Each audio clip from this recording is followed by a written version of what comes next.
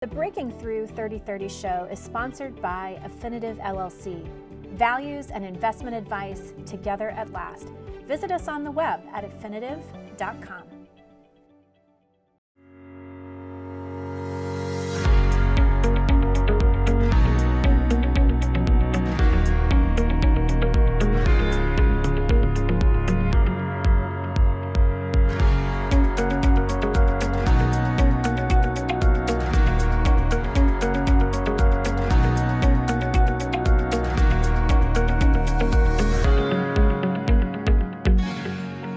Welcome everybody. Today we have Valerie Kumra. Valerie, welcome to Breaking Through. And Valerie has a question for our panel. So I'm Valerie Kumra, and I have a small nonprofit that does work in India. And so what we have right now is a situation where I show students what I already know, a way to help without hurting that works. What I want is to cultivate an environment amongst our helping without hurting structure where their innovation can bring about more than I know. It seems we are just repeating the same things over and over with new people. So my question is, how do I get past that ceiling, which is limited to my own ideas, knowledge, and experience, and cultivate an environment that brings the next generation of innovation to grow beyond me and my own limitations? So we're going to start with Richard. Richard's going to ask you two questions, as everyone else will, and then we'll do a follow-up and they'll have a chance to respond. And at the end, you can choose somebody to spend an hour with to continue exploring the journey. Great. Awesome. Richard. Okay, so I've taken a look at your Love Manifest website, and one thing that kind of jumps out straight away is you've got orphan children in India, restoring sight in India, and water in India. Now, each of these things in isolation would be a multi-trillion-dollar challenge to solve. So my first question is, do you have a really robust growth strategy for, to get from where you are today to a point of significant impact in one or more of these areas? So that's question one. Question two is, how many more people do you have access to who might be able to join your team? Okay, so question one, yes, we have actually, the website hasn't kept up with us. And we have narrowed our focus to special needs children, which are there somewhat. They're sort of hidden in the page, right? So we are doing microfinance loans to women at a low interest rate, lower than the banks and the most, money lenders, of course. The interest rate goes back into the program for special needs children. We're about 30% away from total sustainability for about 55 children at a time. When you say 30% away from total sustainability, just explain what that figure means, please. Sure. It means that our program costs about $15,000 every 6 months to run. And we bring in 70% of that through the interest from the microloans, a bus that we purchased that takes private school children to their schools, and a goat farm that we started that is bringing in income now. So things like that will ultimately fund our primary program, which is the special needs program. Okay, and just let me cheat a little bit here. I'm only supposed to ask you two questions, but I do have one more. Sure. At what interest rate do you offer your microloans? I assume you're working on the Grameen Bank Muhammad Yunus model. Yes, exactly. Yep. Exactly. Okay. Yeah. Yep. So All right. It started at 7, it's at 7 or 8%. Okay. All right. And what kind of term typically? 6 months. And they're almost always paying it back beforehand. We start in one village. We started in one village until everybody had their loans and had their small businesses started. And so we started with 15 loans, and of course the next 15 are waiting. So those 15 women are held accountable by the next 15. and everyone has paid it back, and we've actually gotten into the second loans for many who wanted to expand their business. Yeah. And now we're in seven or 8 villages. Okay.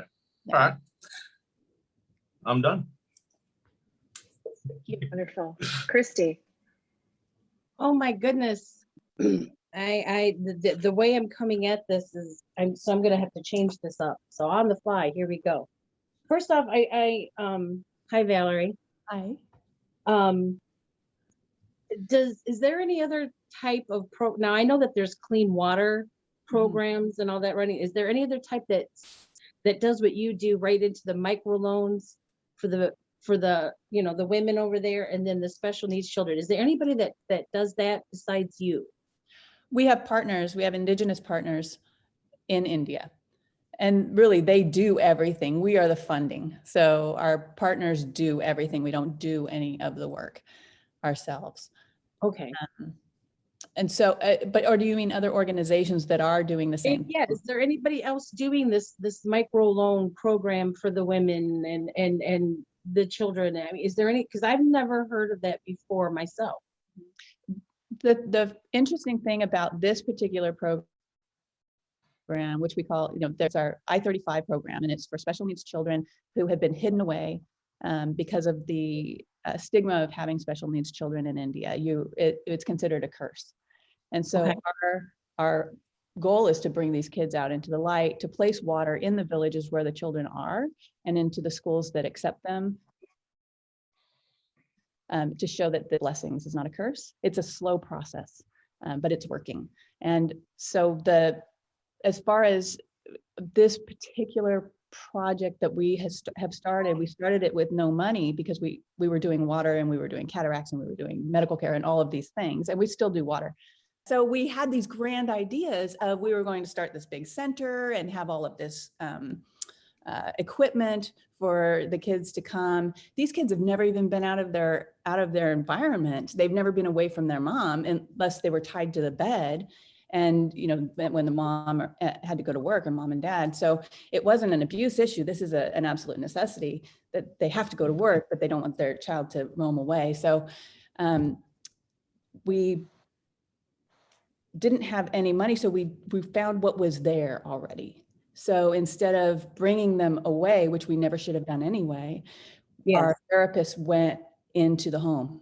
And they went from house to house to house, and they said, what do you have here? Well, everybody has a bag of rice. And so sit the child up. The child can't, the legs are already atrophying. So put the child in a crisscross leg position in the corner and place a rice bag on their leg. So everything was already available, as far as occupational therapy. Is there a Tupperware that has the little clips, those kinds of things? Yes. And the child loved to work with the clips.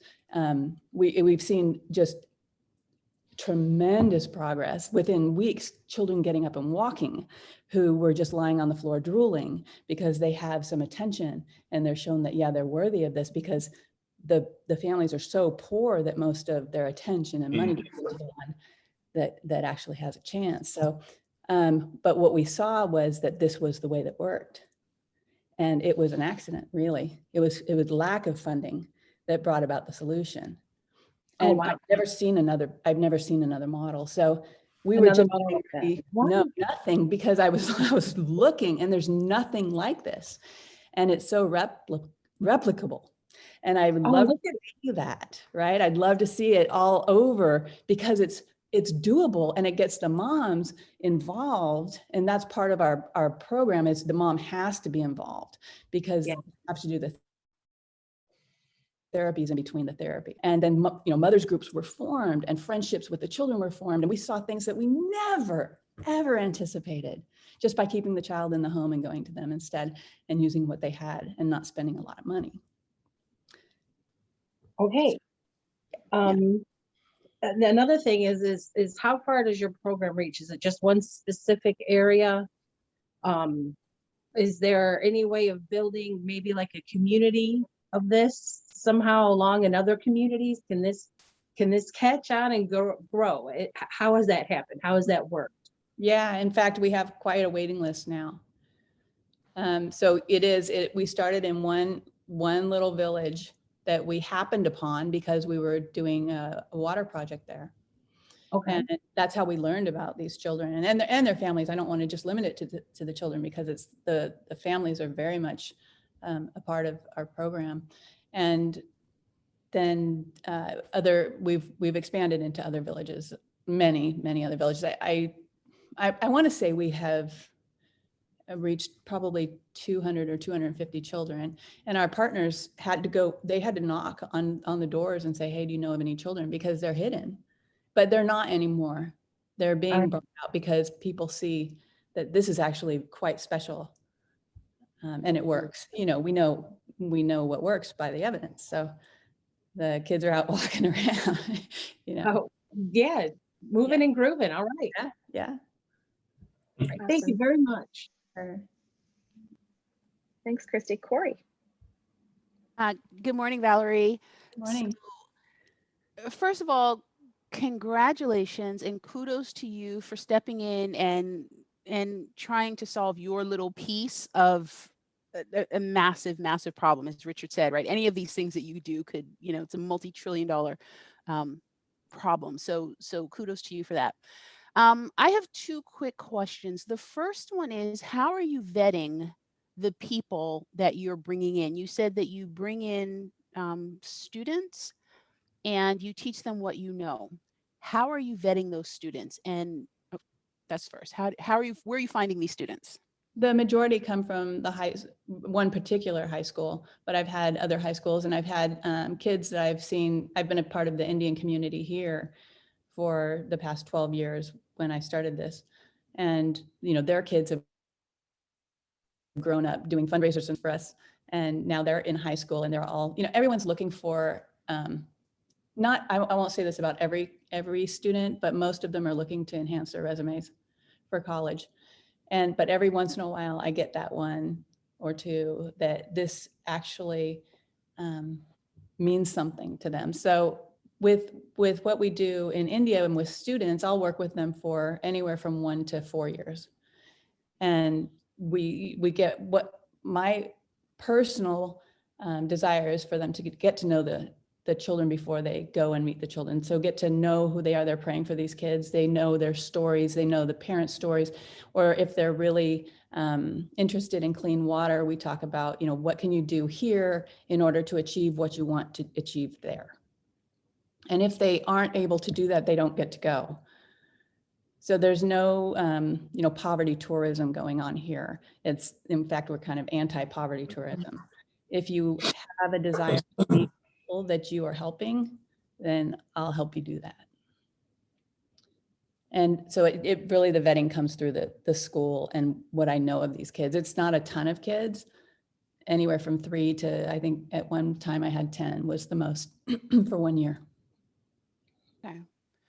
All right. So thank you for that. My second question is, and correct me if I'm wrong, but I'm sensing that there may be, based on how you asked your original question, I'm sensing that there may be a little bit of fatigue on your part, or maybe some burnout, or maybe you're feeling like you're up against a wall that you can't figure out how to shift.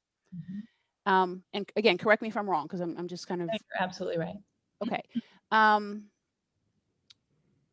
So when I hear those terms, fatigue, burnout, up against the wall, I think reinvention.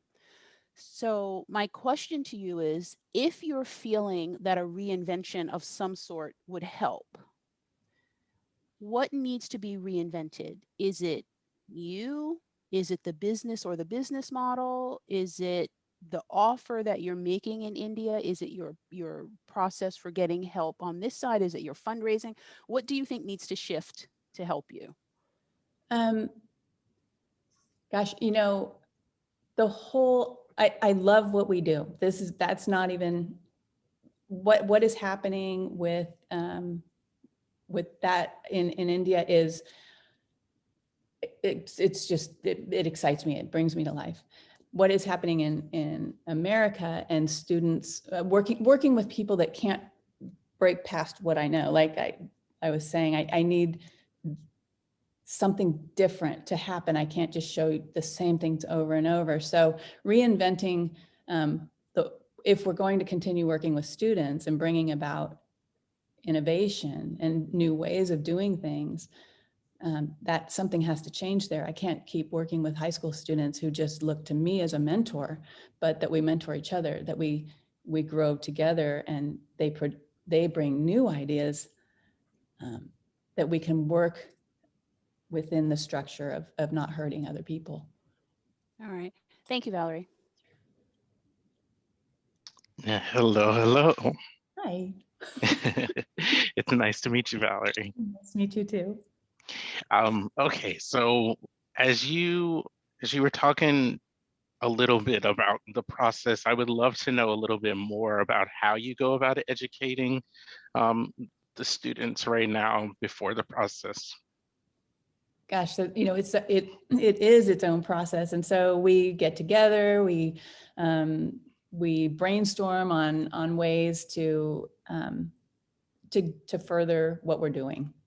Nothing really is about doing anything new or anything. It ends up defaulting to fundraising, and it's so frustrating.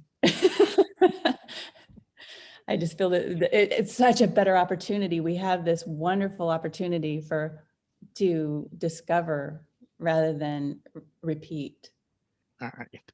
And this one isn't related to the business, but when Kate and I talk to one another, we're often talking about our personal joy machines or our business's joy machine. Can you tell us a little bit about what your joy machine is that keeps you restored as the leader who's leading this project? Oh, it definitely takes place in India. India is a joy machine, right?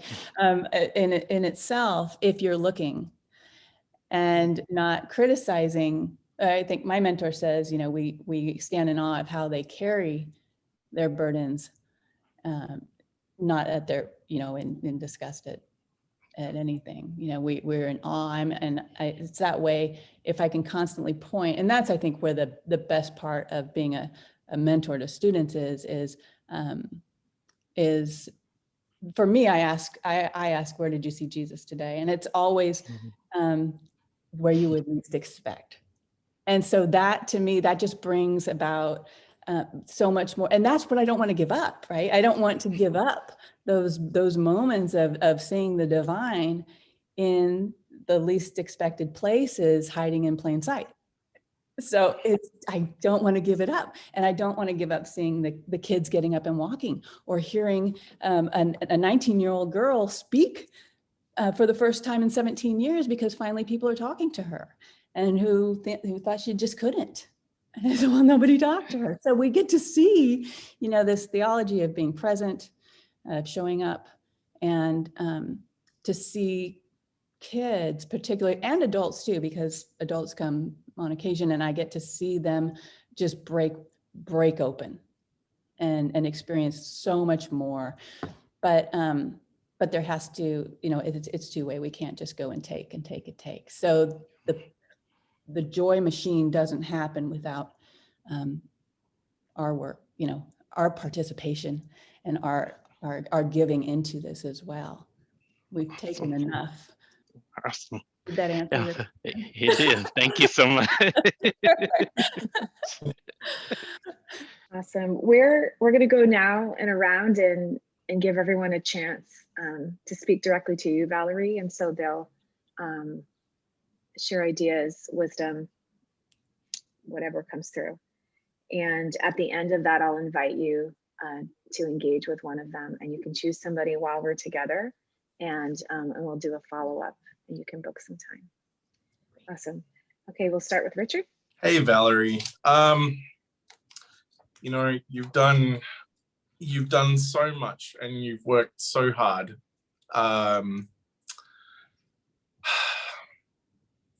It feels like you definitely are at the point of having to make some tough decisions one way or another. It feels like you've got a situation in which an ant is trying to pull a locomotive, right? Number one, that will never move the locomotive. Number two, it'll kill the ant. So whatever happens from this point on, I think you do need to be open to some difficult decisions about genuinely refining the scope of what you're working on, because I mean you mentioned at the start that you have refined your scope and we've stopped doing these other things, and then later you said, oh, but we're also still doing water. So I don't actually get the impression that you've completely let go of some of the things that you thought you might have let go of, but it is absolutely 100% time to do that. The other thing, I saw on your website that, let me just make sure that I don't misquote, 100% nonprofit. Everyone contributes freely from the love in their hearts and take absolutely no financial gain. That's a beautiful sentiment, but it's highly impractical. The biggest and best charitable organizations in the world take at least 5 to 10% of what comes in as a contribution, and that is ultimately what makes them sustainable. You cannot build something sustainable just on blood, sweat, and tears alone. It's a beautiful thought, but it never, ever happens. So I would really like to spend a bit of time with you, and maybe even some of the other people you work with, just to get all of this stuff on the table and really closely and honestly examine what's actually going to be a good fit going forward, which parts of what you're doing actually have some kind of future and which ones don't, and how we can build a bigger machine around the parts of what you're doing that actually have a future. That would be where I would want to focus with you. Christy. Hi, Valerie. I have to be honest with you. I had some questions picked and I changed them right in the middle of this. Hearing your story, I thought maybe they might be too harsh, but beautiful Corey addressed exactly what I was heading down, is this fatigue. I heard a lot of things in the story about I'm tired. This is, you know what I mean? It's so I'm my concern is about you. And where I'm being led with this is I read on your page that you and your father would spend time creating songs and doing things, creating stories and all this other stuff. I want to take this and I think you need to bring that around, that whole creation space, that whole creation story. And if there's some way you can put some of that into this program that you're doing now to change it up, encouraging people to tell their stories, helping them to tell their stories, this might grow an interest. This might fuel something else that can possibly feed this and help it to grow and nurture. I do feel your exhaustion in this. This is a lot of weight to hold up. This purpose is an incredible purpose. So spending some time with me would pretty much just be focusing on how to bring some of that that's so natural to you, that natural flow and creation, bringing that back into this to maybe take those glasses off, because it's such a straight, repetitive thing right now to brighten it up. So thank you for what you do, and I hope that helps. Thank you. Thank you. Thank you, Christy. Corey. Okay, so this is very exciting. This is very exciting, and I think that I love what you said, that you have an opportunity to discover and not just to repeat. So and I love that. It's so full of possibilities, right? I'm hearing, in the beginning, I was hearing reinvention. Now I'm hearing a little bit of re-inspire, that maybe there's a part of you that wants to be re-inspired. And as I look at all the people that are here, we all have very different paths and very different ways to help you reinvent and re-inspire, whether it's Richard, who will sort of look at the overall programmatic sustainability of what it is that you're trying to do. I have a lot of ideas about how you can find the students that will actually contribute something and will push back. And I think you need to be re-inspired there, right? You talk about wanting to find some creative inputs from these students. Which I think is nothing but a vetting problem.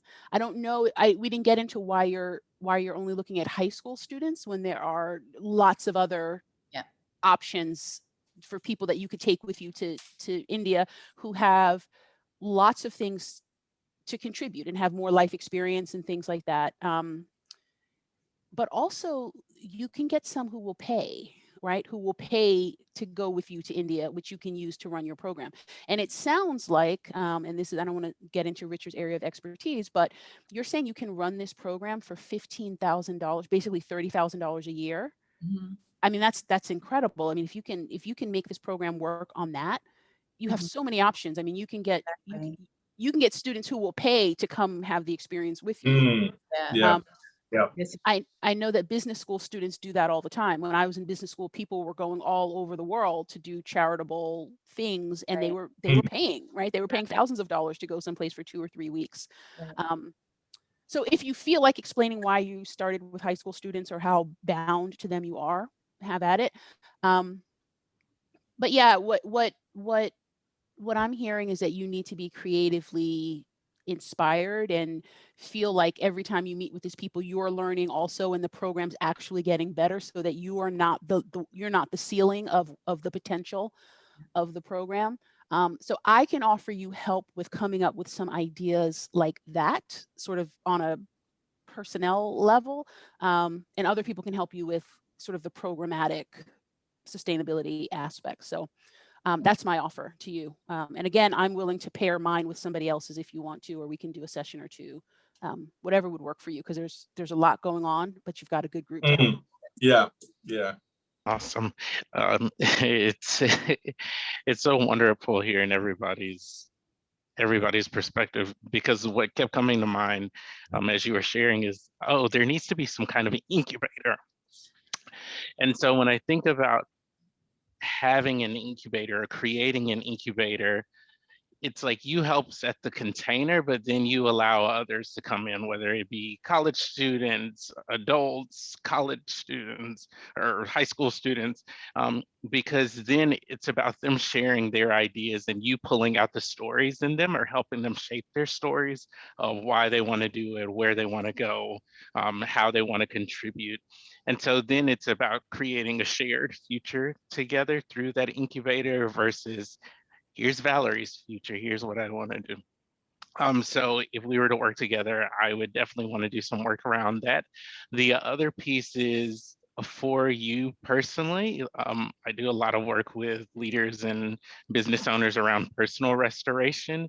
And I think there has to be ways for you to restore as you continue to give, so that it's more of a flow versus outpouring. I do a lot of work with social justice and DEI experts, and one of the things that I'm seeing with them now is, although they love the work, it's just not sustainable, because it's heavy stuff, and it's hard stuff. And I say, even Mother Teresa and Jesus needed a break. So if they needed it, like, then we definitely need it. And that would be how I would want to work with you, Valerie. Yeah. Awesome. Valerie, do you want to respond and choose somebody and reflect for a moment? Like what stood out?